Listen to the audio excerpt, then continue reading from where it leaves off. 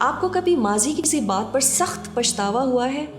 کاش میں نے میڈیسن کے بجائے انجینئرنگ لے لی ہوتی، کاش میں نے فلاں شخص سے شادی کی ہوتی، کاش میں نے اس سے یہ نہ کہا ہوتا۔ ماضی کی کیا حقیقت ہے؟ It's non existent.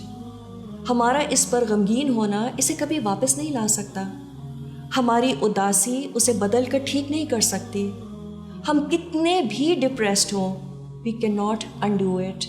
تو ماضی کی ٹریجڈیز میں زندگی گزارنا انسینٹی ہے، ایک بیماری ہے جو ہمیں پریزنٹ مومنٹ میں خوش نہیں رہنے دیتی۔ یہ بالکل ایسے ہی ہے کہ ہم اس بات کی تمنا کریں کہ کاش سورج مغرب سے طلوع ہو جائے، یا کاش آنکھ سے نکلا یہ آنسو واپس آنکھ میں چلا جائے۔ So reading too much into the past is a waste of the present. On the other hand, how wise is it to pick fruits before they ripe? آنے والے کل کی کیا حقیقت ہے؟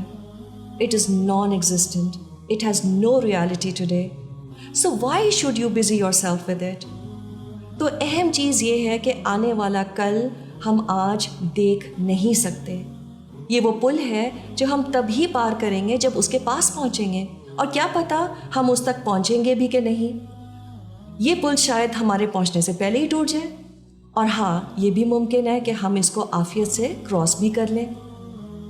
اور پھر کل کی بہت زیادہ فکر کرنا ہمارے دین کے مزاج کے بھی مترادف ہے، کیونکہ اس سے انسان کا دل اس دنیا سے جڑا رہتا ہے۔ Our tragedy is that we are incapable of dealing with the present.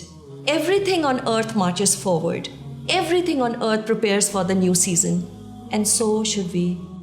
جب ہم صبح اٹھیں تو بس دن ایسے گزاریں جیسے شاید مجھے شام دیکھنا نصیب نہیں ہوگی۔ Live as though today is all that you have. کل جو بھی اچھا برا ہوا گزر گیا، اور کل کیا ہوئے گا we don't know. So our lifespan is just a day. جیسے ہم آج ہی پیدا ہوئے ہیں اور دن کے اختتام پر ہم مر جائیں گے، تو اس سے نہ گزرے دن کی انگزائٹیز تنگ کریں گی اور نہ مستقبل کی uncertainties. And this is the cure for this problem, live for today. ہاں، ایک واحد چیز جس کی ہم نے فکر بھی کرنی ہے اور اس کی پلاننگ بھی کرنی ہے، وہ ہماری آخرت کی زندگی ہے۔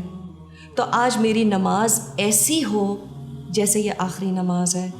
قرآن کو مطلب کے ساتھ پڑھیں تاکہ وہ دل کو لگے جا کر، اور اپنے رب کو کثرت سے یاد کریں، لوگوں کو ان کے حقوق سے بڑھ کر دیں، اور مت فکر کریں کہ اگلے 50 سالوں میں یہ رویہ سسٹین کر پاؤں گی کہ نہیں۔ تو فکر اس بات کی کہ آج کے دن میری زبان سے کسی کو تکلیف نہ ہو، میں کسی کی غیبت نہ کروں، جو اللہ نے دیا ہے اس پر دل مطمئن، چاہے وہ مال ہو، شکل صورت ہو یا پھر صحت، اور پھر اس دن کو آرگنائز طریقے سے گزارے، ہر منٹ کی اہمیت ہو، اور پھر اللہ سے کثرت سے استغفار اور اس دنیا سے جانے کی تیاری پر سارا فوکس۔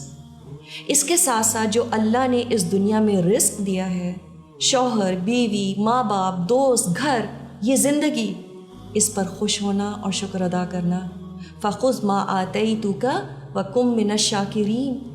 تو جو میں نے تم کو عطا کیا ہے اسے پکڑے رکھو اور میرا شکر ادا کرو۔ So today is our most precious possession.